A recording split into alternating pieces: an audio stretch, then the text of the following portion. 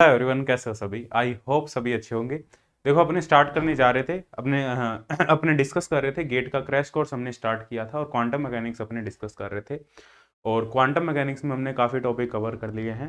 हमारे पास में जो टॉपिक रह चुके हैं वो मैं बता देता हूँ यहाँ पे। देखो, अपने डिस्कस करेंगे आज के लेक्चर में अपने हाइड्रोजन एटम डिस्कस करेंगे। हाइड्रोजन एटम में बहुत ज़्यादा टाइम नहीं लगेगा अपने को, ठीक है, बहुत जल्दी करवा दूंगा। देखो, कुछ टाइम से ये हो रहा है कि जो लेक्चर है वो इतने ज़्यादा जल्दी नहीं आ रहे ड्यू टू सम रीज़न। कुछ कोर्सेज चल रहे हैं, आईएमडी का कोर्स चल रहा है, उसका भी सिलेबस कंप्लीट बस हो गया लगभग उसका सिलेबस। आईआईटी जैम का भी जो सिलेबस है वो लगभग कंप्लीट होने वाला है, तो उसमें भी कोई इश्यू नहीं है। तो अब लगभग मैं कह सकता हूँ कुछ टाइम यहाँ पे मेरे पास में अवेलेबल है। और जो दिसंबर और जनवरी वाला मंथ है उसमें अच्छे से ये जो कोर्स है तुम्हारा गेट का क्रैश कोर्स है वो अच्छे से कवर हो जाएगा। हाँ, अभी थोड़ी सी स्पीड कम है, लेकिन नवंबर लास्ट तक कंप्लीटली मैं एकदम जो बाकी की कोर्सेज है इनसे फ्री हो जाऊंगा, तो कंप्लीटली जो फोकस है वो गेट क्रैश कोर्स पे रहेगा और यूट्यूब पे रहेगा। बाकी यहाँ पे देखो, जो क्वांटम मैकेनिक्स की अपने बात करें तो क्वांटम और बाकी जो सब्जेक्ट है ना, देखो क्वांटम मैकेनिक्स थोड़ा बड़ा सब्जेक्ट है, इस वजह से ये टाइम लेगा। लेकिन जो बाकी सब्जेक्ट है जैसे एटॉमिक, न्यूक्लियर, जिसमें मैंने 8-8 लेक्चर बोले हैं, लेकिन इनमें 8-8 लेक्चर नहीं लगेंगे। अपने डिस्कस करेंगे एटॉमिक, न्यूक्लियर फिजिक्स, इनमें बहुत ज़्यादा लेक्चर नहीं लगेंगे। 2-2 घंटे के लेक्चर बनाएंगे, खत्म करेंगे उसको, बस तुम्हें लास्ट में जस्ट वीडियोस देखनी है। इसमें अपने डिस्कस करेंगे हाइड्रोजन एटम। हाइड्रोजन एटम के बाद में अपने डिस्कस करेंगे परटर्बेशन थ्योरी। ठीक है, ये मैं कंप्लीट आज पूरा करवा दूंगा, hydrogen atom and perturbation theory. देखता हूँ एक लेक्चर हाइड्रोजन एटम का बना दूंगा और एक लेक्चर परटर्बेशन थ्योरी का कंप्लीट बना दूंगा, जिसमें कंप्लीट परटर्बेशन थ्योरी होगी, चाहे 2 घंटे का हो लेक्चर, चाहे 2.5 घंटे का हो, चाहे 3 घंटे का हो, कितना भी आवर का लेक्चर हो। ठीक है, उसके बाद में हमारे पास में जो टॉपिक रह जाएंगे वो है WKB वेरिएशनल, वेरिएशनल और स्कैटरिंग। इनकी जो थ्योरी लेक्चर है तीनों की, वो एक ही लेक्चर में मैं कवर करने की पूरी कोशिश करूंगा कि इनकी जो थ्योरी है तीनों की वो एक ही लेक्चर में कवर हो जाए। और इनकी जो थ्योरी, परटर्बेशन की थ्योरी एक लेक्चर, हाइड्रोजन की थ्योरी एक लेक्चर। उसके बाद में क्या रहेंगे हमारे पास में, न्यूमेरिकल प्रैक्टिस रहेंगे।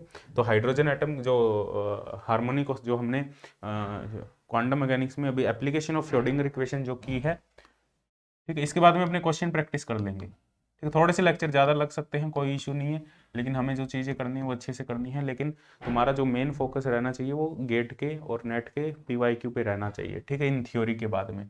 तो एप्लीकेशन ऑफ श्रोडिंगर इक्वेशन, ठीक है, इस पर एक न्यूमेरिकल वीडियो आएगी, जो क्वेश्चन वीडियो आएगी। और एक आएगी तुम्हारी हाइड्रोजन एटम और एंगुलर मोमेंटम, और हाइड्रोजन एटम, ठीक है। और एक वीडियो आएगी तुम्हारी परटर्बेशन थ्योरी, एक वीडियो आएगी तुम्हारी ये कंप्लीट WKB वेरिएशन और स्कैटरिंग। 4 वीडियो ही आएगी टोटल, 4 वीडियो क्वेश्चन की वीडियो होगी जिसमें अपने क्वेश्चन प्रैक्टिस करेंगे। ठीक है, एक बार मैं ये थ्योरी वाला पोर्शन है वो कंप्लीट करवा देता हूँ। हाँ, परटर्बेशन थ्योरी और ये WKB और ये डिस्कस करेंगे ना, इनमें क्वेश्चन भी डिस्कस करेंगे, अपने थ्योरी लेक्चर में भी यहाँ पे क्वेश्चन डिस्कस करेंगे, ठीक है, इन स्कैटरिंग वगैरह में, हाइड्रोजन एटम में। ठीक है, हाइड्रोजन एटम में अपने जो प्रॉब्लम की एक अलग वीडियो कर लेंगे, ठीक है। तो कोई दिक्कत वाली बात नहीं है, थ्योरी लेक्चर आराम से कवर हो जाएगा, ज़्यादा टाइम नहीं। क्वांटम थोड़ा बड़ा सब्जेक्ट है, इस वजह से यहाँ पे टाइम लग रहा है हमें। जैसे मैंने बताया था क्वांटम में 12 लेक्चर लगेंगे, उससे ज़्यादा टाइम लग रहा है, तो कोई दिक्कत वाली बात नहीं, 12 लेक्चर में नहीं कवर हो रहा, तो मैं भी नहीं चाहता कि मैं कोई चीज़ें छोड़ूं बीच में। ठीक है, यदि मैंने 12 लेक्चर में कवर करने के लिए कुछ टॉपिक छोड़ दिए जो इंपॉर्टेंट है, ठीक है, जहाँ से क्वेश्चन बनते हैं डेफिनेटली, तो उसका कोई फ़ायदा भी नहीं है। तो मैं चाहता हूँ कोई नहीं, लेक्चर एक्स्ट्रा लग जाए, 5 लेक्चर एक्स्ट्रा लग जाए क्वांटम मैकेनिक्स में, लेकिन वो क्वांटम मैकेनिक्स कवर हो जाना चाहिए, ताकि जो तुम कर रहे हो वो अच्छे से हो जाए। चाहे अपने पेपर साथ ही कर लें, कोई दिक्कत वाली बात नहीं है, ठीक है, क्योंकि हमें तो 50% स्कोर करना है, हमें जरूरी नहीं है 9 के 9 पेपर करके जाने, चाहे पेपर साथ ही कर लो, लेकिन जो 7 पेपर कर रहे हो वो अच्छे से होने चाहिए हमारे। इस वजह से क्वांटम मैकेनिक्स में लेक्चर ज़्यादा लग जाए तो कोई इशू वाली बात नहीं है, ठीक है। तो अपने डिस्कस करते हैं हाइड्रोजन एटम। हाइड्रोजन एटम, देखो थोड़ा सा ये जो टॉपिक है वो मैथमेटिकल है, और इसमें कुछ फॉर्मूले हैं जो तुम्हें याद नहीं रहेंगे, एफर्ट डालने पड़ेंगे, थोड़ा सा आइडिया रखने पड़ेगा हर एक फॉर्मूले का कि ये फॉर्मूला कैसे आया, ये फॉर्मूला कैसे आया, क्योंकि इसका प्रूफ नहीं करना हमें, बहुत लॉन्ग प्रूफ है, कोई फ़ायदा नहीं है, 4-5 लेक्चर का प्रूफ है, उसको कोई करने का फ़ायदा नहीं है। जो हम यहाँ पे करेंगे वो डायरेक्ट हाइड्रोजन एटम को अकॉर्डिंग टू बोर मॉडल, वो तो अपने एटॉमिक एंड मोलिकुलर फिजिक्स में कवर कर लेंगे, उसको यहाँ करने की जरूरत नहीं है कि जो बोर ने क्या थ्योरी दी थी वो यहाँ भी करेंगे वहाँ भी करेंगे तो कोई फायदा नहीं है। तो जो बोर मॉडल है हाइड्रोजन एटम में वो अपने कवर कर लेंगे एटॉमिक एंड मॉलिक्यूलर फिजिक्स में। ठीक है, कंप्लीट। ठीक है, लेकिन अपने यहाँ पे डिस्कस करेंगे क्वांटम मैकेनिकली हाइड्रोजन एटम को कैसे रिप्रेजेंट करें और उसका वेव फंक्शन क्या होगा, स्फेरिकल पोलर कोऑर्डिनेट में उसको सॉल्व करेंगे। तो हाइड्रोजन एटम की अपने बात करें तो हाइड्रोजन एटम के लिए सबसे पहले अपने श्रोडिंगर इक्वेशन लिखेंगे। श्रोडिंगर इक्वेशन होगी हाइड्रोजन एटम के लिए। हाइड्रोजन एटम में क्या होगा, एक प्रोटॉन होगा और इसके चारों ओर एक इलेक्ट्रॉन है वो रिवॉल्व कर रहा होगा, ठीक है, सर्कुलर पाथ में। तो इसकी जो श्रोडिंगर इक्वेशन होगी वो हमारे पास में होगी minus H cut square upon 2m del square psi plus V psi equal to E psi. ये इसकी श्रोडिंगर इक्वेशन है और यहाँ पे जो v है वो पोटेंशियल को रिप्रेजेंट करता है यहाँ पे। तो यहाँ पे इसकी जो श्रोडिंगर इक्वेशन अपने लिख सकते हैं वो ये लिख सकते हैं del square psi minus 2m v over H cut square psi equal to minus 2m e over H cut square psi. ठीक है, ये हमारे पास में श्रोडिंगर इक्वेशन है। इसको यहाँ इस साइड में ले आ सकते हो तुम। यहाँ पे जो साई होगा, अब ये 3 डायमेंशन में यहाँ पे डेल स्क्वायर ऑपरेटर है। जो डेल स्क्वायर ऑपरेटर है वो स्फेरिकल कोऑर्डिनेट सिस्टम, इसको अपने सॉल्व करेंगे स्फेरिकल कोऑर्डिनेट सिस्टम में। स्फेरिकल कोऑर्डिनेट सिस्टम में सॉल्व करेंगे इसको।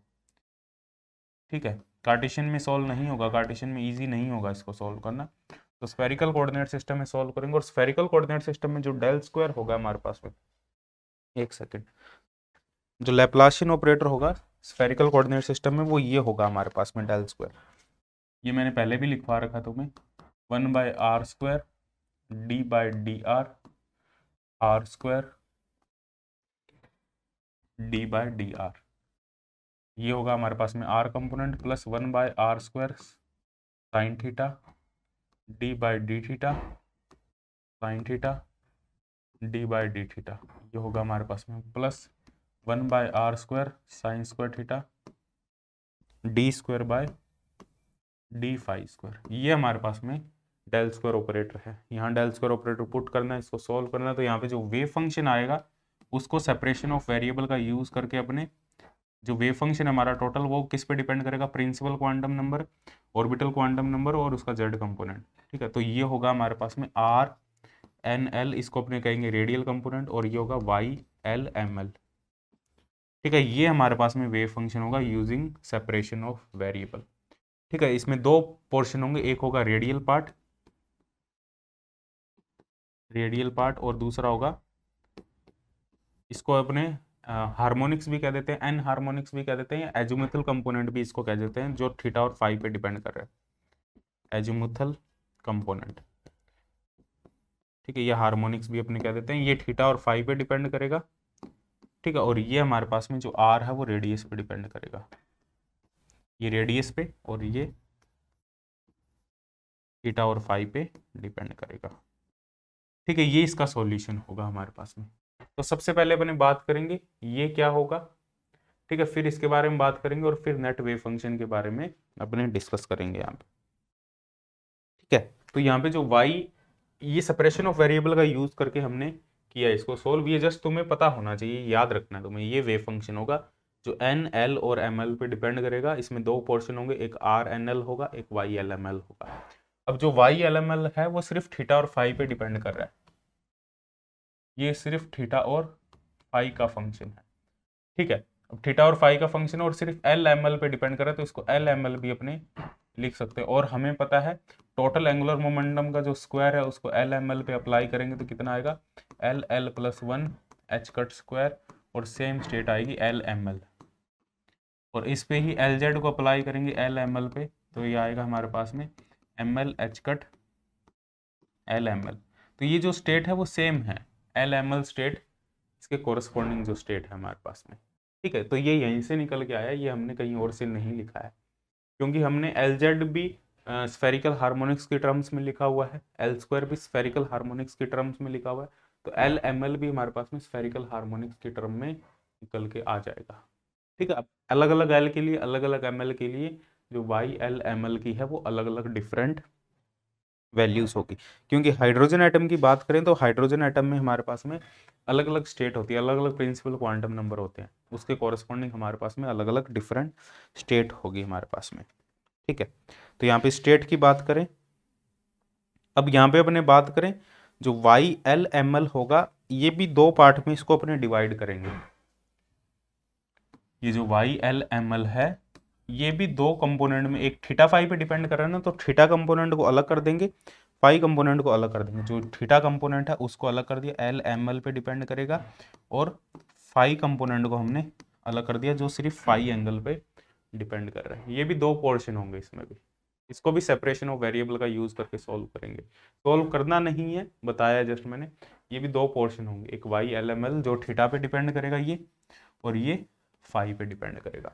और ये जो हमारे पास में निकल के आएगा मोस्ट इंपॉर्टेंट है ये याद रखना, जो हमारे पास में ये जो फाई कंपोनेंट है जो सिर्फ फाई पे डिपेंड कर रहा है, कैपिटल फाई जो सिर्फ फाई पे डिपेंड कर रहा है, ये होगा हमारे पास में e की पावर 1/√2 पाई।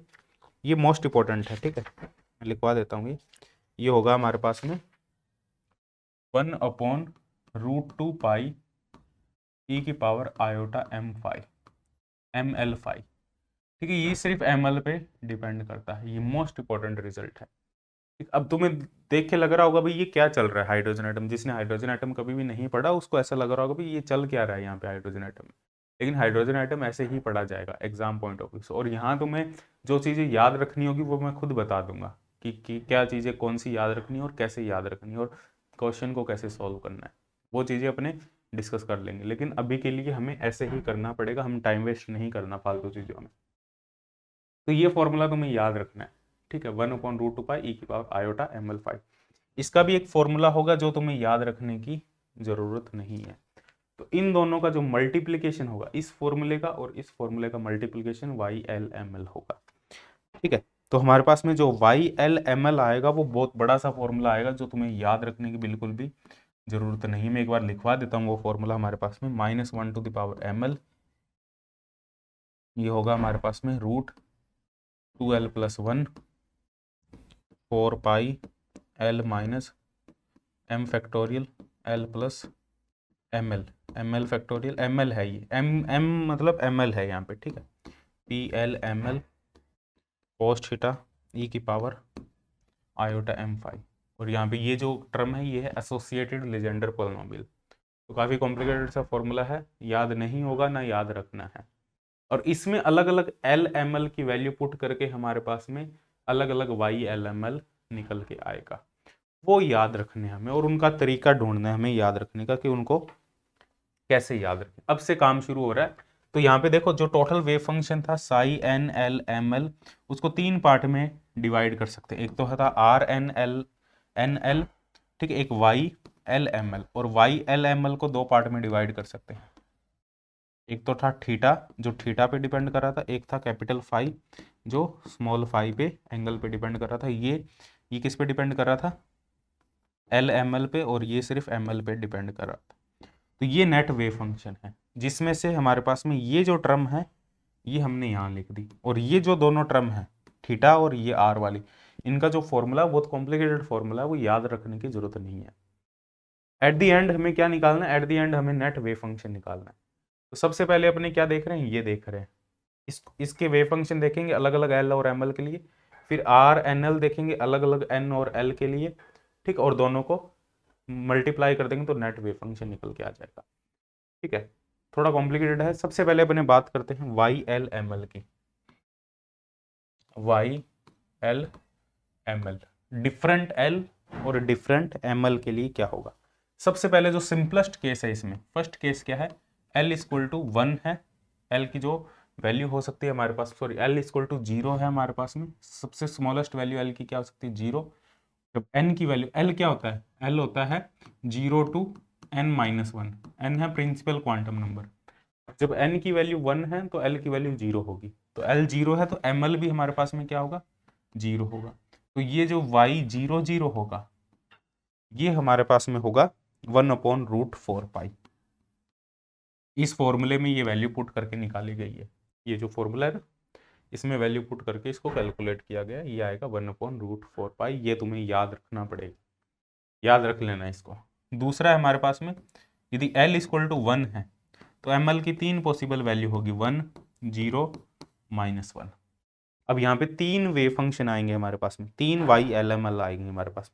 सबसे पहले आएगा y 1, 0, ठीक है, ml की वैल्यू 0 है, L की वैल्यू 1 है, तो इसके लिए जो आएगा हमारे पास में वो आएगा √3/4π cos थीटा, ठीक है, √3/4π cos थीटा। और जो हमारे पास में y1 प्लस माइनस जो 1 आएगा, दोनों को कंबाइन लिख रहे हैं, +-1, तो ये आएगा हमारे पास में माइनस प्लस √3/8π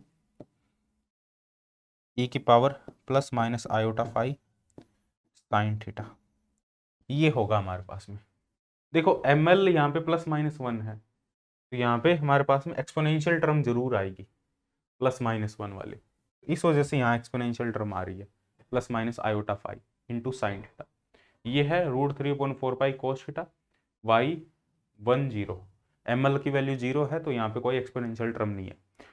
इस टाइप से तुम प्रेडिक्ट कर सकते हो, पहचान सकते हो फॉर्मूले को, ऐसे नहीं तुम्हें एग्जैक्ट फॉर्मूला याद होगा, कई बार एग्जैक्ट फॉर्मूला हमें नहीं याद रह पाएगा, तो एक थोड़ी सी एनालिसिस की होती है तो फॉर्मूले को प्रेडिक्ट किया जा सकता है, एग्जाम में डायरेक्ट पूछ लिया जाए कि एल एम एल इतना है तो फॉर्मूला इनमें से कौन सा होगा, ये क्वेश्चन पूछा गया, जस्ट में भी कई बार पूछा गया है, ठीक है। तो तुम्हें क्या करना है, एल की वैल्यू 1 है, एम एल की वैल्यू 0 है, तो एम एल 0 इसका मतलब एक्सपोनेंशियल टर्म कोई नहीं होगी, तो √3/5 4 cos थीटा।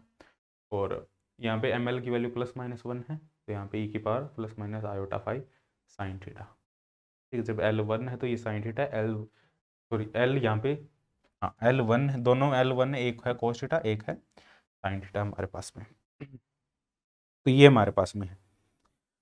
क्लियर है यहाँ तक? इसको अपने ये भी लिख सकते हैं, देखो मैं एक साथ में लिख देता हूँ, इसको अपने स्फेरिकल कोऑर्डिनेट में भी अपने लिख सकते हैं इसको।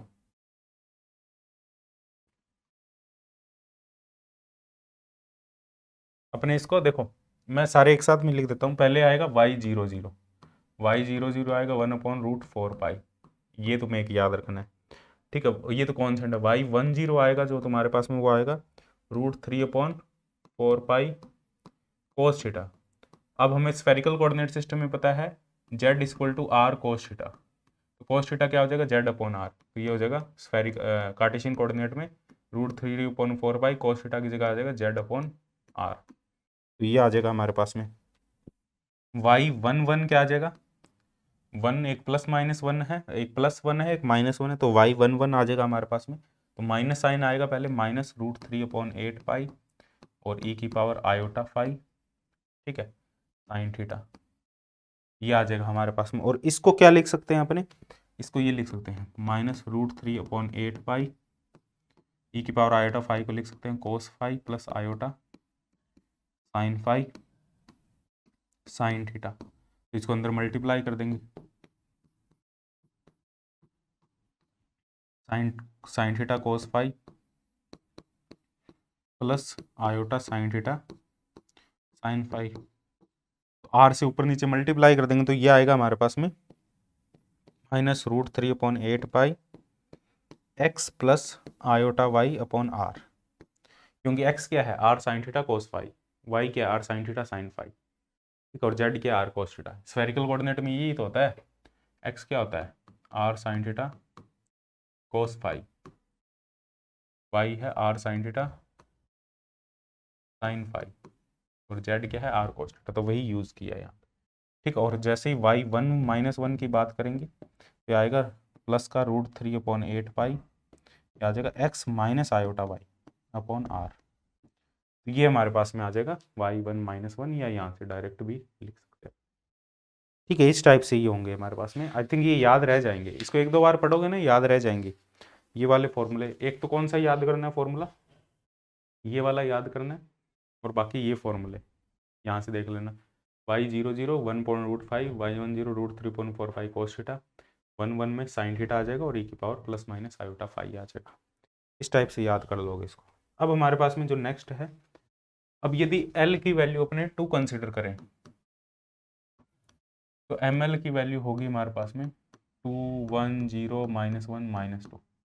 तो सबसे पहले अपने बात करते हैं y20 की। y20 होगा हमारे पास में √5/16 पाई। कॉन्सेंट याद करने की जरूरत नहीं है, 3 cos² थीटा -1। यहाँ कोई भी फाई वाली टर्म नहीं है, सिर्फ थीटा डिपेंडेंट है, क्योंकि एम एल की वैल्यू 0 है। If M L is 0 it is only theta dependent term. ठीक है, तो इसको अपन ये भी लिख सकते हैं √5/16 पाई। 3 cos² थीटा को, अपने cos को z² लिख सकते हैं, तो ये आ जाएगा 3z² -r²/r²। एलसीएम लेके इसको सोल्व कर लिया हमने। ठीक है, तो ये y20 है। y2 +-1 की बात करें, एम एल की वैल्यू +-1 है, तो ई की पावर ±i वाली टर्म यहाँ जरूर आएगी। ये आ जाएगा √5/8 पाई माइनस प्लस, और ये आ जाएगा ई की power ±i sin theta cos theta. इसको कार्टेशियन कोऑर्डिनेट सिस्टम में लिखेंगे तो -+√5/8 पाई x ±i y/r² into Z. ये आ जाएगा हमारे पास में। साइन थीटा cos थीटा को अपने लिख दिया x ±i/y/r² इंटू जेड। ठीक है, एक साइन थीटा एक cos थीटा है हमारे पास। ये कैसे लिखा हमने, इसको ओपन कर दिया cos phi plus iota sine phi, और ये टर्म अंदर मल्टीप्लाई कर दी, उससे ये निकल के आई टर्म हमारे पास में, इसको सॉल्व करके। ठीक है, और y2 +-2 की बात करें, y2 +-2 बस इतने ही देखने हमें, और इससे ज़्यादा नहीं देखने। ये आएगा, ये तो प्लस का ही आएगा, +√15/32 पाई ई की power +-2 iota phi sin² theta, और ये होगा √15/32 पाई x² -y² +-2 आयोटा xy/r²। तो ये हमारे पास में टर्म होगी नेक्स्ट। तो बस इतने ही तुम्हें देखने, इससे ज़्यादा तुम्हें करने की ज़रूरत नहीं, ना होंगे तुमसे इससे ज़्यादा। अब ये भी कब होंगे याद, अब ये देखो, ये सारी चीज़ें याद की हुई है, अभी मेरे को याद नहीं है इतना ज़्यादा, लेकिन एग्जाम टाइम में मैंने ये चीज़ें देखी थी अच्छे से। ठीक है, तो ये चीज़ें याद कैसे होगी, देखो ये चीज़ें याद करने के लिए 1/√5, ये तो कॉन्स्टेंट है, चलो सिंपल याद हो गया। 10 करेंगे, सिर्फ हमारे पास में cos थीटा और ऐड हो जाएगा √3। अब कॉन्स्टेंट याद ना ही रही कोई दिक्कत नहीं है, लेकिन बाकी की टर्म याद रहनी चाहिए। cos थीटा 1 - 1 में sin थीटा e की पावर आयोटा फाई, 1 - 1 में sin थीटा e की पावर माइनस आयोटा फाई, 2 में 3 cos² थीटा -1। इस टाइप से याद कर सकते हो। 2 +-1 में एक तो e की पावर प्लस आयोटा फाई, एक sin थीटा, एक cos थीटा और ऐड हो जाएगा क्योंकि 2 है। 1 +-1 में हमारे पास में तो सिर्फ साइन थीटा था, यहाँ पे cos थीटा और मल्टीप्लाई हो जाएगा। 2 +-2 में sin² थीटा e की पावर +-2 आयोटा फाई। तो इस टाइप से याद करना, 2-3 बार पढ़ोगे तो इजीली, और एग्जाम टाइम में पढ़ लेना 2-3 बार, जब भी एग्जाम पास में आने वाला होगा तो पढ़ लेना, तो आराम से इजीली याद हो जाएगा, कोई दिक्कत वाली बात नहीं होगी। ठीक है, आगे हायर ऑर्डर करने की जरूरत नहीं है, ना वो होंगे तुमसे, ना वो बुक में भी गिवन होते हैं, और तुम्हें नेट पे मिल जाएंगे, उनके ग्राफ्स मिल जाएंगे, कोई फ़ायदा नहीं है वो, मतलब अपने मैथमेटिकली उनको खुद नहीं कर सकते। देखो अब अपने बात करते हैं जो हमारे पास में है रेडियल वेव फंक्शन है। ये तो हो गया हमारे पास में एजुमिथल, या इसको स्फेरिकल हार्मोनिक्स भी अपने कह देते हैं, स्फेरिकल हार्मोनिक्स। अब हमारे पास में जो नेक्स्ट टोटल वेव फंक्शन हमारे पास में क्या था, टोटल वेव फंक्शन था हमारे पास में साई NL/ML, ये था RNL इंटू YLML। जो YLML था इसको स्फेरिकल हार्मोनिक्स कह रहे थे अपने। ठीक है, अब यहाँ पे जो RNL होगा हमारे पास में, वो किस पे डिपेंड कर रहा है, ये डिपेंड कर रहा है N और L पे। N और L की अलग अलग वैल्यू के लिए जो RNL है उसकी अलग अलग वैल्यू होगी। इसको भी मैं लिख देता हूँ, अलग अलग वेव फंक्शन होंगे, बहुत बड़ा फॉर्मूला है, कंप्लीट फॉर्मूला तुम्हें याद रखने की जरूरत नहीं है, लेकिन अलग अलग N और अलग अलग L के लिए हमारे पास में इसकी डिफरेंट वैल्यू होगी। सबसे पहले बात करें N और L, N = 1, L = 0। ठीक है, इसके लिए जो R10 होगा हमारे पास में वो होगा 2Z/A0 की पावर 3/2 e की power Z R by, Z की वैल्यू 1 पुट कर सकते हो हाइड्रोजन एटम के लिए, Z R by A naught, ये हमारे पास में होगा R10। ठीक है, इसके बाद में जब n की वैल्यू 1 है तो l की वैल्यू 0 है, n की वैल्यू यदि 2 है तो l की वैल्यू 0 भी हो सकती है 1 भी हो सकती है। तो यहाँ पे 2, पहले 2 0 की बात करते हैं, तो R20 3/2 e की power minus Z R by A naught. ठीक है, R20 ये होगा R10। ठीक है, R20 जो होगा हमारे पास में वो होगा 1/√2 ए नॉट क्यूब, जेड की वैल्यू 1 ले लेना। ठीक है, 1 minus R by 2 A naught E की power minus R by 2 A naught. ठीक है, क्योंकि यहाँ पे एल एन की वैल्यू 2 है तो यहाँ पे 2 ए नॉट आएगा, यहाँ पे एन की वैल्यू 1 थी तो यहाँ पे सिर्फ ए नॉट आ रहा था, जेड की वैल्यू 1 कंसिडर कर सकते हो तुम। ठीक है, तो ये है R20 और एन की वैल्यू 2 है तो एल की वैल्यू 0 भी हो सकती है, एल की वैल्यू 1 भी हो सकती है। तो यहाँ पे आएगा हमारे पास में नेक्स्ट R21, एन की वैल्यू 2, एल की वैल्यू 1, तो इसके लिए आ जाएगा हमारे पास में 1/√6। इसको तरीका बता दूंगा मैं कैसे याद रखना है, R/2 ए नॉट इंटू ई की power minus R/2 A not.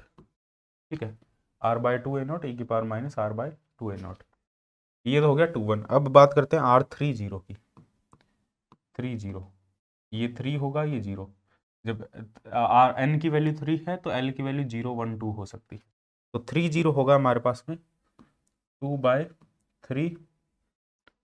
Consent याद रखने की जरूरत नहीं है, बस तुम्हें क्या पता होना चाहिए, थोड़ा सा आइडिया दे दूंगा मैं कि कैसे क्या करना है। 1 minus 2 R/3 A not plus 2R² upon 27 A not square.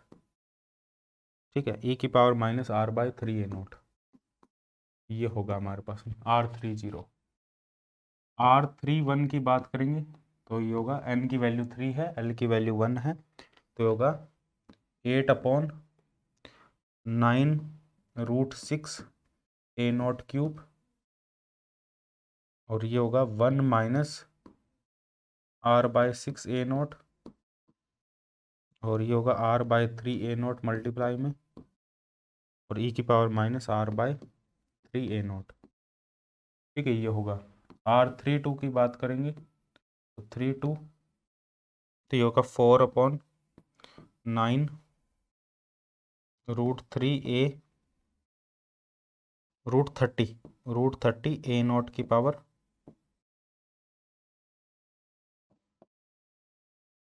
30 A not की पावर 3 R/3 ए नॉट की स्क्वायर ई की power minus R/3 A not. तो ये हमारे पास में होगी टर्म। ठीक है, अब देखो यहाँ पे क्या ये है, RNL एन 10 पे e की पावर माइनस R/A0। ठीक है, और 1/A0 ये तो कॉन्सेंट है, e की पावर माइनस R/A0 ये याद रख लेना, e की पावर माइनस R/A0।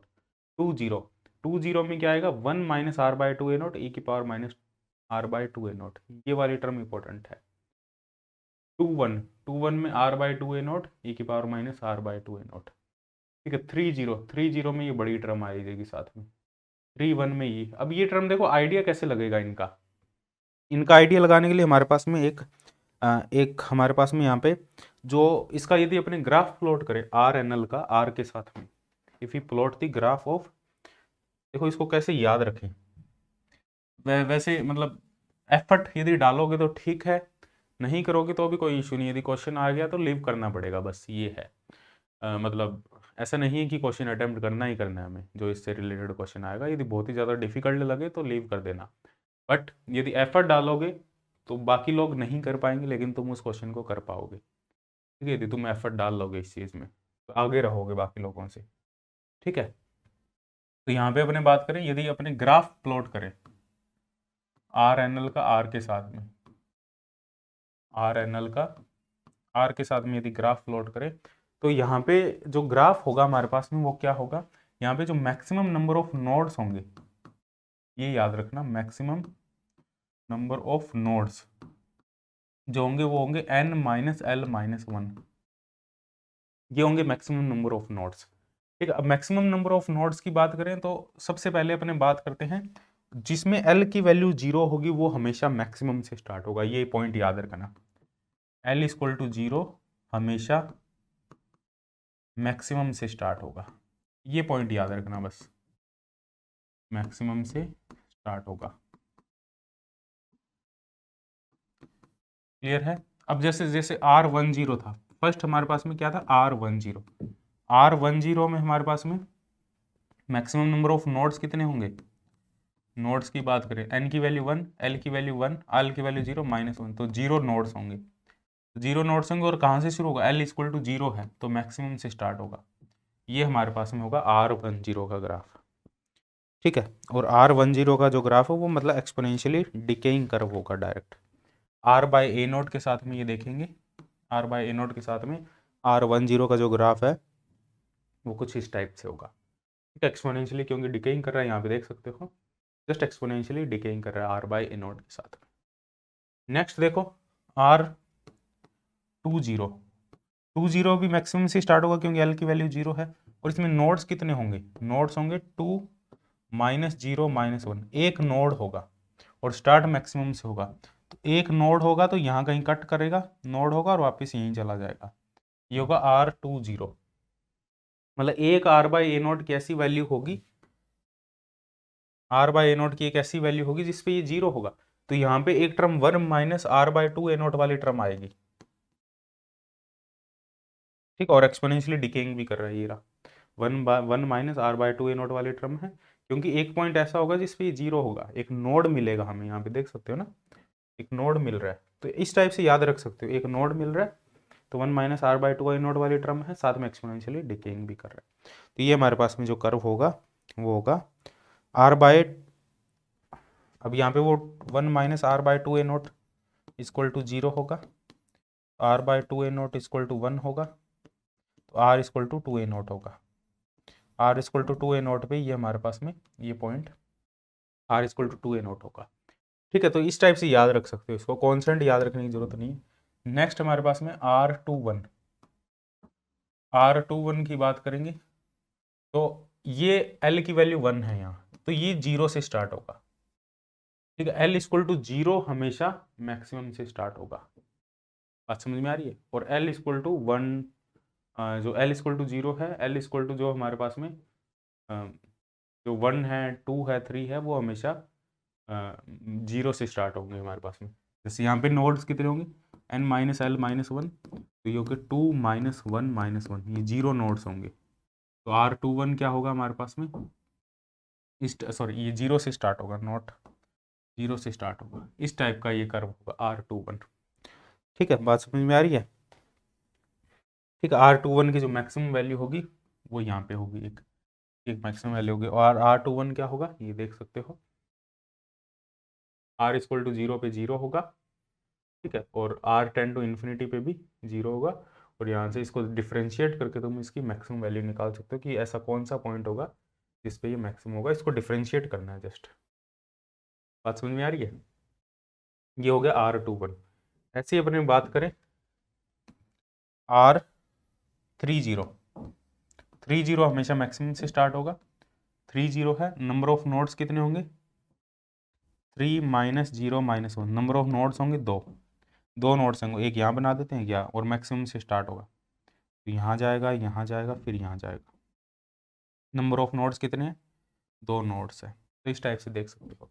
तो 2 नोड्स है तो हमारे पास में जो इक्वेशन होगी वो 2 नोड्स है तो हमारे पास में जो इक्वेशन होगी वो R² में होगी, क्योंकि 2 रूट्स आएंगे इसके, यहाँ R होगा यहाँ R² होगा, 2 रूट्स आएंगे, और e की पावर माइनस R बाय 3 ए नोट, क्योंकि 30 है, 3 है यहाँ पे, इस वजह से एक्सपोनेंशियल टर्म तो हर किसी में आएगी, इसमें 1 था R बाय ए नोट, इसमें 2 था R by 2 A note, R bye 3 A note, ये तो सभी में आएगी। बाकी टर्म कौन सी आएगी साथ में, इसमें एक नोड मिल रहा है तो ये आएगी, इसमें कोई नोड नहीं है, आर इक्वल टू जीरो पे जीरो है, तो ये टर्म आ जाएगी। तो मतलब एक पैटर्न दिख रहा है यहाँ पे तुम्हें, ठीक है। इसमें दो नोड मिल रहे हैं तो एक पोलिनोमियल इक्वेशन आएगी, ये पोलिनोमियल इक्वेशन है 1 - 2r/3a0 2r² + 22a0³ e⁻⁻r/3a0, ठीक है। तो इस टाइप से याद रख सकते हो। R30 के बाद में अपने बात करें R31, ठीक है, r/a0 के साथ में 3 - 1 - 1, तो नंबर ऑफ नोड्स कितने आएंगे 1, ठीक है। और यहाँ से स्टार्ट होगा, ये होगा हमारे पास में R31, ठीक है। और तो यहाँ पे एक ही नोड है, तो हमारे पास में एक ही नोड है, तो हमारे पास में ये आ जाएगा। देखो ये नोड वाली टर्म आ गई 1 - r/6a0, ये नोड को रिप्रेजेंट कर रहा है, ये रिप्रेजेंट कर रहा है r इक्वल टू जीरो पे भी जो R31 है वो जीरो है, और ये एक्सपोनेंशियली डिकेइंग को रिप्रेजेंट कर रहा है। बात समझ में आ गई? देखो यहाँ पे विजुलाइज करने की कोशिश करो, देखो इजी है, ये कुछ नहीं है। 3 है पहले, तो सबसे पहले 3 है, और r इक्वल टू जीरो पे जीरो है, तो कौन सी टर्म आएगी r/3a0, साथ में एक टर्म आएगी, और एक नोड मिल रहा है यहाँ, तो 1 - r/6a0 एक सब टर्म साथ में आएगी, ठीक। और एक्सपोनेंशियली डिकेइंग भी कर रहा है, r/3a0 वाली टर्म एक साथ में आएगी। बस सिंपल है, इस टाइप से याद रखा जा सकता है इसलिए। नेक्स्ट हमारे पास में 30 हो गया, 31 हो गया, R32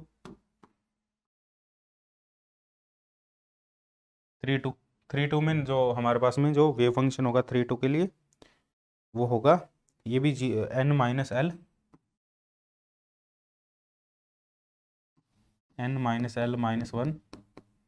3 - 2 - 1 zero, number of node zero होंगे, तो जीरो से स्टार्ट होगा, तो ये होगा 32 हमारे पास में।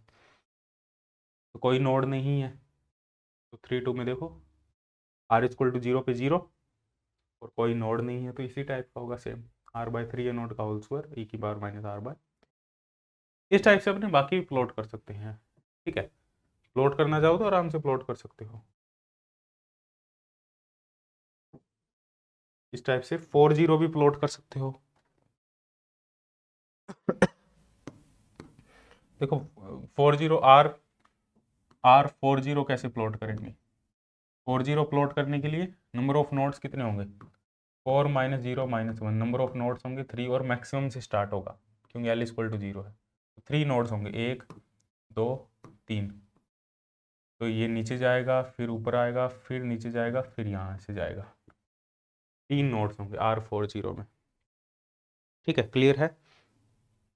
अब यहाँ पे बात करें अपने R41 की,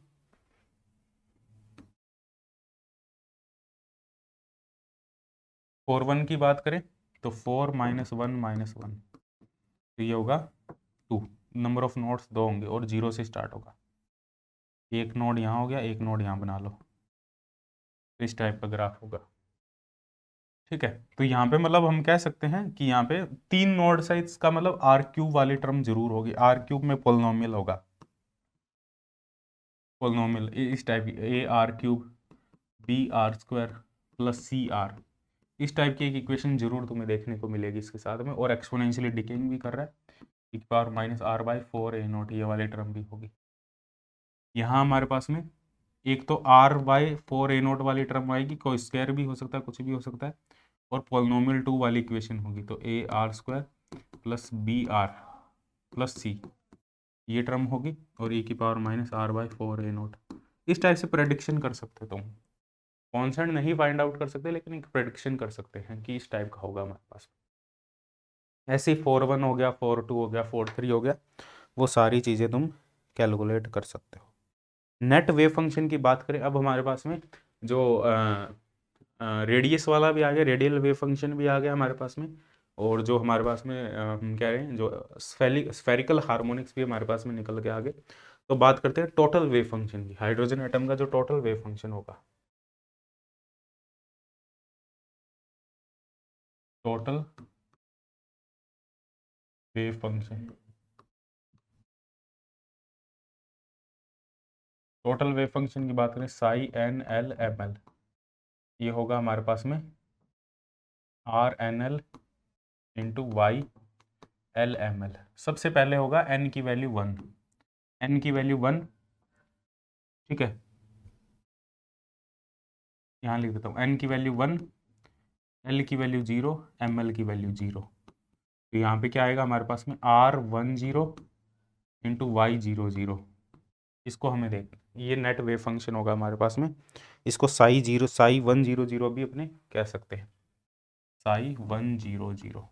ठीक है, ये फर्स्ट वेव फंक्शन होगा। ये होगा हमारे पास में z³ बाय पाई a0³ की पावर हाफ, z की वैल्यू 1 भी ले सकते हो, ठीक है, e की पावर माइनस ZR/A0, दोनों को मल्टीप्लाई किया हमने, y00 भी निकाला हुआ हमने 1/√4 पाई, 10 भी निकाला हुआ, दोनों को मल्टीप्लाई करके ये आ जाएगा हमारे पास में। जब n की वैल्यू 2 लेंगे, n की वैल्यू 2 और l की वैल्यू 0 भी होगी और 1 भी होगी, l की वैल्यू 0 होगी तो ml की वैल्यू भी 0 होगी, इसको कहेंगे साई 200। ठीक है, तो यहाँ पे क्या आएगा R20, इसके मल्टीप्लाई में आएगा 00, R20 के मल्टीप्लाई में y00। तो R20 हमें पता है नंबर ऑफ नोड्स, एक नोड है नंबर ऑफ नोड, तो और मैक्सिमम से स्टार्ट होगा, और एक नोड है तो 1 - R/2A0 वाली टर्म साथ में आएगी इसमें। तो ये आएगा हमारे पास में z³। एक आइडिया लग जाएगा, ऐसे नहीं भी एग्जैक्ट तुम्हें याद हो जाएगा, एक तुम्हें आइडिया लग जाएगा भी ये किसका वेव फंक्शन है, वो तुम्हें पता होना चाहिए, और ये एनालिसिस करके ही आएगा इसको बार बार। ठीक है, तो z³ डिफ़िकल्ट है टॉपिक, बट हम ये नहीं कह सकते कि करने पे होगा नहीं, आराम से किया जा सकता है। बच्चे इसमें दिमाग नहीं लगाएंगे, ज़्यादा एफर्ट नहीं डालेंगे, क्योंकि वो सोचेंगे इससे क्या क्वेश्चन आने वाला है, बट बाई चांस आ गया क्वेश्चन तो आराम से तुम इसको कर सकते हो। ठीक है, की पावर हाफ, और यहाँ पे 2 माइनस ZR/A0 वाली टर्म आ जाएगी, ये टर्म आ जाएगी, देखो क्योंकि नंबर ऑफ नोड्स, एक नोड्स मिल रहा था, इस वजह से ये टर्म है। ठीक है, e की पावर माइनस ZR/2A0, z की वैल्यू 1 ले सकते हो, ठीक है, हमने इन जनरल लिखा है, इसको 1s स्टेट कहेंगे, इसको 2s स्टेट कहेंगे, ये 1s होगी और ये 2s होगी, क्योंकि l की वैल्यू 0 है दोनों में, 1s 2s, n की वैल्यू 1 है, n की वैल्यू 2 है। नेक्स्ट n की वैल्यू 2 है, तो l की वैल्यू हमारे पास में 1 होगी, तो ml की वैल्यू हमारे पास में, ml की वैल्यू अपने ले सकते हैं यहाँ पे 0। ठीक है, तो ये हो जाएगा साई 210।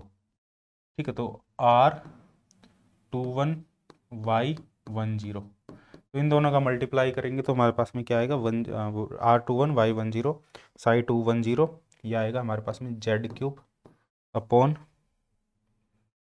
32 पाई A0³ की पावर हाफ ZR/2A0, क्योंकि R क्यों आ रहा है यहाँ पे मल्टीप्लाई में, क्योंकि R = 0 पे ये 0 है, R21 है ना यहाँ पे, e की पावर माइनस ZR/2A0, और cos थीटा भी साथ में टर्म आ रही, cos थीटा क्यों आ रहा है, क्योंकि y10 है, ठीक है, इस वजह से cos थीटा आ रहा है। ऐसे ही अपने n की वैल्यू 2, l की वैल्यू 1 और ml की वैल्यू 1 लें, ml की वैल्यू 1। ठीक है, तो ये आ जाएगा साई 211 R21 Y11, तो ये आ जाएगा हमारे पास में z³ 32 पाई A0³ की पावर हाफ, और ये आ जाएगा हमारे पास में ZR/2A0 सेम ही, e की power minus ZR/2A0 sine theta e की पावर i/5, क्योंकि ये यहाँ पे है y11, साइन थीटा e की पावर i/5। ऐसे ही y Sai 2 1 - 1 n2 L1 ml - 1, तो R21 Y1 - 1, बस क्या चेंज हो जाएगा, बाकी चीज़ें सेम ही है, साइन थीटा e की पावर माइनस i/5, ये टर्म हो जाएगी, और ये हमारे पास में, हाँ ठीक है, e की पावर माइनस i/5 टर्म हो जाएगी साथ में। ये जो स्टेट है 200, ये तो 2s है, ये बाकी जो स्टेट है ना, ये हमारे पास में 2p स्टेट है, l की वैल्यू 1 है, n की वैल्यू 2 है, तो ये 2p स्टेट है, तो 2p में 3 स्टेट है हमारे पास में, और n की वैल्यू चारों में सेम है, और जो हाइड्रोजन एटम की एनर्जी होती है वो n पे डिपेंड करती है बोर मॉडल के अकॉर्डिंग। तो हम कह सकते हैं ये सभी के सभी, ये चारों जो स्टेट है वो डीजनरेट स्टेट है, इसकी डीजनरेसी 4 है। हाइड्रोजन एटम की जो डीजनरेसी होती है वो n² होती है, degeneracy of hydrogen atom n² होती है। ठीक है, तो ये हमारे पास में इतनी ही तुम्हें बस करनी है, इससे ज़्यादा तुम्हें देखने की ज़रूरत नहीं है। बाकी और स्टेट 3 वाली स्टेट है और वो होगी भी नहीं और देखने की ज़रूरत भी नहीं। देखो ये तो कॉन्स्टेंट तो सेम है, z³ 32 pi a not cube, z³ 32 pi a not cube, बस ये चीज़ें डिफरेंट है, और ये चीज़ें डिफरेंट तुम्हें निकालनी आती है। एक प्रेडिक्शन कर सकते हो, एग्जैक्ट नहीं बता सकते तुम कि कॉन्स्टेंट्स क्या आएंगे इनके बीच में, पर एक प्रेडिक्शन कर सकते हो on the basis of analysis. जो हमने यहाँ पे एनालिसिस किया है RNL का और YLML का, इसके एनालिसिस के बेस में एक प्रेडिक्शन तुम लगा सकते हो और सही आंसर पहचान सकते हो इजीली। कई बार जस्ट में एक क्वेश्चन पूछा गया था ऐसा, ठीक है, कि एक psi 30 पता नहीं कुछ ऐसा पूछा, psi 31 कुछ ऐसा पूछा गया था, 311 कि कौन सा वेव फंक्शन होगा। psi 311 में R11 पहचान लो, मान लो psi 311 है, जैसे जैसे ये है psi 311, तो इसमें हमें पता है R31 होगा और Y11 होगा। तो R31 पहचान लो, नोड्स कितने होंगे, नोड्स होंगे 3 -1 -1, तो नोड्स होंगे 1, एक नोड होगा, और जीरो से स्टार्ट होगा, जीरो से स्टार्ट होगा, एक नोड होगा, तो R वाली टर्म तो एक आएगी, एक नोड होगा तो 1 - R/3 ए नोट वाली टर्म भी आएगी, एक ही नोड है, तो जो पोलिनोमियल इक्वेशन वही होगी, और e की पावर -R/3 ए नोट वाली टर्म भी होगी। तो यहाँ से पहचान सकते हो भाई एग्जैक्ट आंसर कौन सा है। बात समझ में आ रही है क्या कहना चाह रहा हूँ यहाँ पे मैं? ठीक है, बाकी तो एग्जैक्ट तो याद रखना थोड़ा सा मुश्किल है और याद रखने का कोई फ़ायदा भी नहीं है, बट एक एनालिसिस करना आना चाहिए और पहचानना आना चाहिए कौन सा वेव फंक्शन है। क्लियर है? अब यहाँ पे अपने बात करते हैं प्रोबेबिलिटी डेंसिटी की, रेडियल प्रोबेबिलिटी डेंसिटी की यहाँ पे बात करेंगे। यहाँ पे अपने जो प्रोबेबिलिटी डेंसिटी होती है वो होती है psi*psi, उसमें से रेडियल जो प्रोबेबिलिटी डेंसिटी होगी हमारे पास में, उसमें θ5 वाले टर्म को नहीं कंसिडर करेंगे, सिर्फ R वाले टर्म को कंसिडर करेंगे। तो यहाँ पे जो रेडियल प्रोबेबिलिटी डेंसिटी होगी,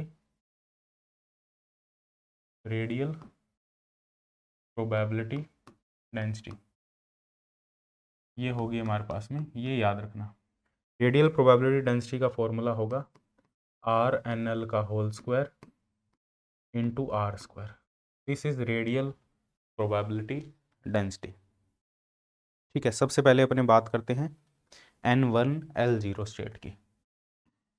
ठीक है, N1L0, तो ये होगा R10। ठीक है, तो यहाँ पे जो रेडियल प्रोबेबिलिटी डेंसिटी होगी P10, PNL लिख सकते हैं इसको।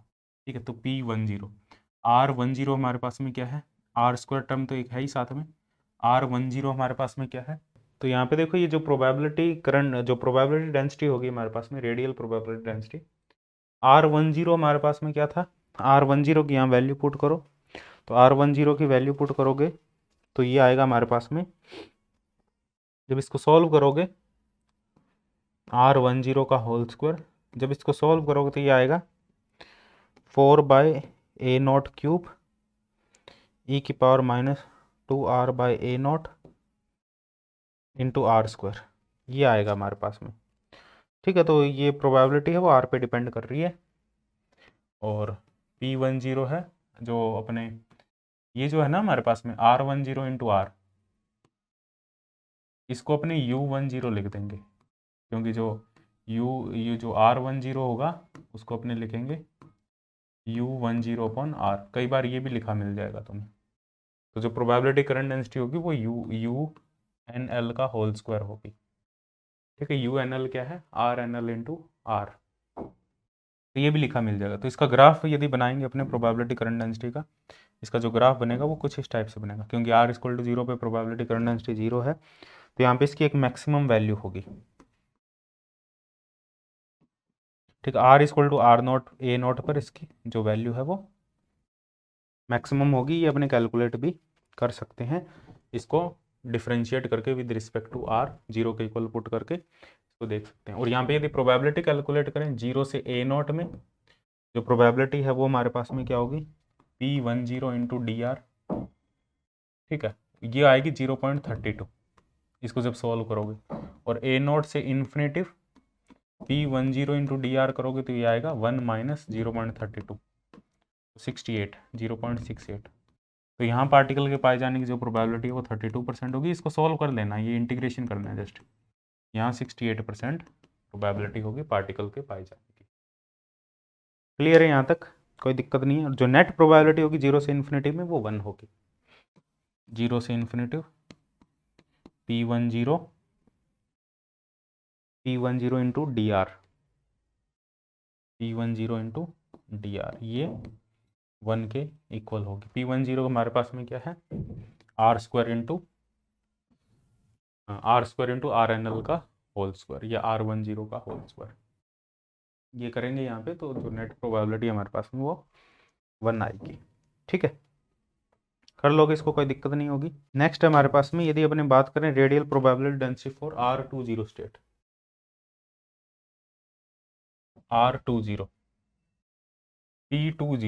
P20 की बात करें तो R20 का whole square into R square. ठीक है, अब इसमें भी तुम्हें R20 की वैल्यू हमें पता है। R20 क्या है, ये रहा R20, 1/√2 a naught cube 1 minus R/2 a naught e की पावर माइनस R/a नोट, तो ये आ जाएगा 1/√2 a naught cube 1 minus R/2 a naught का होल स्क्वायर e की power minus 2R/2 a naught into R square, ये आ जाएगा P20। इसको भी अपने डिफ्रेंशिएट करेंगे तो जो प्रोबेबिलिटी है हमारे पास में, जो R20 का जो ग्राफ आ रहा था हमारे पास में, R20 नंबर ऑफ नोड्स थे हमारे पास में 1, तो R20 का जो ग्राफ आया था वो कुछ इस टाइप से आया था, यहाँ से शुरू हुआ था और इस टाइप से गया था। लेकिन ऐसे ही P20 का जब ग्राफ ड्रॉ करोगे, क्योंकि P20 में आर स्क्वायर आ रहा है साथ में, मतलब R=0 पे प्रोबेबिलिटी 0 है, तो ग्राफ कुछ इस टाइप से आएगा हमारे पास में P20 का आर के साथ। तो यहाँ पे 2 पॉइंट ऐसे होंगे जहाँ पे प्रोबेबिलिटी है वो मैक्सिमम होगी। वो कैसे निकालेंगे, वो निकालने के लिए P20 को डी आर के रिस्पेक्ट में डिफरेंशिएट करके 0 के इक्वल पुट करना होगा। इसको जब 0 के इक्वल पुट करेंगे तो हमारे पास में ये जो वैल्यूज निकल के आएगी, ये आएगी 3 माइनस √5a नोट, ये आएगी 3 प्लस √5a नोट, ये दोनों वैल्यू आएगी हमारे पास में। जहाँ पे जो प्रोबेबिलिटी है हमारे पास में, एक पॉइंट ऐसा होगा जहाँ पे प्रोबेबिलिटी, एक तो R=0 पे प्रोबेबिलिटी 0 की, एक पॉइंट और होगा वो यहाँ से निकाल सकते हो, ठीक है, जहाँ पे प्रोबेबिलिटी हमारे पास में वो 0 होगी। क्लियर है यहाँ तक, तो इस टाइप से अपने प्रोबेबिलिटी और ये सारी चीज़ें कैलकुलेट कर सकते हैं। ठीक है, बाकी चीज़ें करने की ज़रूरत नहीं है, तो इस टाइप से बाकी सभी के लिए तुम कैलकुलेट कर सकते हो, सभी स्टेट के लिए। अब यहाँ पे देखो, ऐसा नहीं है कि ये P20 यही पूछेगा, वो तुम्हें कोई भी वेव फंक्शन कोई भी तुम्हें वेव फंक्शन दे देगा, मान लो R20 या R30 कुछ भी दे देगा, और रेडियल प्रोबेबिलिटी करंट डेंसिटी पूछेगा। ठीक है, तो तुम्हें जस्ट आर स्क्वायर से मल्टीप्लाई जरूर करना है, ये याद रखना। और यहाँ पे देखो एक चीज़ और है, यहाँ पे एक, यदि सभी के पास में यदि जेटली बुक होगी, मैं यहाँ पे एक डेरिवेशन सजेस्ट कर रहा हूँ। यदि जेटली बुक है सभी के पास में, तो जेटली बुक में पेज नंबर मेरे को याद नहीं आ रहा, हाइड्रोजन एटम में ही है। ठीक है, हाइड्रोजन एटम में तुम्हें क्या करना है, वहाँ पे कुछ फॉर्मूलाज है। किसके फॉर्मूलाज है, हाइड्रोजन एटम के लिए रेडियस का जो एवरेज होगा 3/2 a नोट। ठीक है, ये हमारे पास में 1/r का एवरेज का फॉर्मूला है। ठीक है, और 1/r² का एवरेज का फॉर्मूला है। ठीक है, इस टाइप से हमारे पास में बहुत सारे फॉर्मूले हैं, 4-5 फॉर्मूले हैं, ज़्यादा नहीं है, 4-5 ही। 1/r³ है, 1/r² है, 1/r है, r का एवरेज है। इस टाइप से हमारे पास में 4-5 फॉर्मूले हैं। ठीक है, वो फॉर्मूले अपने इसी में शॉर्ट नोट्स में जरूर लिख लेना, शॉर्ट नोट्स में जरूर उनको यहाँ पे लिख लेना। ठीक है, जेटली में हाइड्रोजन एटम में 4-5 फॉर्मूले हैं, वो मतलब n पे और l पे डिपेंडेंट फॉर्मूले, मतलब R² का एवरेज 1/r का एवरेज हाइड्रोजन एटम के लिए, फॉर हाइड्रोजन एटम। और इनको सोल्व करना डिफिकल्ट है, बहुत ज़्यादा कॉम्प्लिकेटेड है, बट डायरेक्ट फॉर्मूला याद रहेंगे तो यहाँ से यदि क्वेश्चन आता है तो ईजिली कर सकते हो। बस ये काम एक ज़रूर कर लेना, ये जेटली बुक से हाइड्रोजन एटम चैप्टर से ये कुछ फॉर्मूलाज है जो तुम्हें मिल जाएंगे वहाँ पे, उनको एक बार अपने नोटबुक में लिख लेना ताकि एग्ज़ाम टाइम पे तुम उनको रिवाइज कर सको। क्योंकि ये चीज़ें की है मैंने, सारी चीज़ें ये लिखे हैं मैंने अपने शॉर्ट नोट्स में, लिखे भी हुए हैं मेरे। ठीक है, मेरे को पता नहीं वो शॉर्ट नोट्स कहाँ पे है, वो जेटली बुक PDF फाइल होगी तुम्हारे पास में, नहीं है तो मैं टेलीग्राम ग्रुप में सेंड कर दूंगा, तो वो ज़रूर देख लेना। ठीक है, तो ये हाइड्रोजन एटम यहाँ पे कंप्लीट होता है, बाकी इसके क्वेश्चन करेंगे तो और भी तुम्हें समझ में आ जाएगा बाकी किस टाइप के क्वेश्चन आते हैं। ठीक है, अब ऐसा नहीं है, अब देखो एक बार तो तुमने ये चीज़ें समझ ली हाइड्रोजन एटम की जो भी है, ठीक है, ये कंप्लीट चीज़ें समझ ली क्या है क्या कैसे हो रहा है। अब यहाँ पे अब एग्ज़ाम टाइम में ये चीज़ें तुम बार बार रिवाइज करना, बार बार रिवाइज करोगे तो ये चीज़ें याद रह जाएगी तुम्हें, याद रह जाएगी तो कोई भी क्वेश्चन आएगा तो तुम उसको एटलीस्ट ट्राई कर सकते हो और उसको सॉल्व कर सकते हो, तो वो चीज़ें आसानी से हो जाएगी। ठीक है, तो मिलते हैं नेक्स्ट सेशन में, बाय बाय, टेक केयर। बाकी वीडियो को लाइक करो, शेयर करो, यदि तुम्हें अच्छा लगा हो कमेंट करो, यदि तुम बहुत अच्छे समझ में आया हो, कोई चीज़ नहीं समझ में आई है तो भी कमेंट करो। ठीक है, बाकी अपने दोस्तों के साथ भी शेयर करो जो गेट के लिए स्पेशली प्रिपरेशन कर रहे हैं, ये CSIR नेट के लिए भी प्रिपरेशन कर रहे हैं, उसके लिए भी जो कोर्स है वो क्रैश कोर्स जो है वो पूरा यूज़फुल है, क्योंकि सिलेबस तो सेम है बट यहाँ पे तुम्हें PYQ क्वेश्चन जरूर प्रैक्टिस करने होंगे। ठीक है, और तुम्हें यदि लगता है कुछ सजेशंस देने हैं तुम्हें, सर ये चीज़ भी ऐड करवा दो, ये चीज़ भी ऐड करवा दो, ठीक है, तो उसको भी मैं कंसिडर करूँगा, तुम कमेंट कर सकते हो। बाकी टेलीग्राम ग्रुप ज्वाइन कर लो, यहाँ पे जो टेलीग्राम ग्रुप है वो है फिजिक्स तड़का, फिजिक्स तड़का, ये टेलीग्राम ग्रुप ज्वाइन कर लो। ठीक है, लगभग 5 के सब्सक्राइबर है टेलीग्राम ग्रुप पे, यहाँ पे तुम्हें जो भी इससे रिलेटेड PDF है वो सारी की सारी अवेलेबल हो जाएगी। ठीक है, तो मिलते हैं next session, bye bye, take care. बाकी ऐप वगैरह है, फिजिक्स थर्ड का ऐप है वो डाउनलोड कर लो, वहाँ पे तुम्हें अलग अलग कोर्सेज भी देखने को मिल जाएंगे। जो फुल तैयारी करना चाहते हैं मतलब CSIR नेट की 6 मंथ का 12 मंथ का कोर्स भी मिल जाएगा, और भी मान लो गेट से रिलेटेड जस्ट IIT JAM से रिलेटेड जो कोर्स है वो भी यहाँ पे तुम्हें देखने को मिल जाएंगे। ठीक है, तो मिलते हैं नेक्स्ट सेशन, बाय बाय।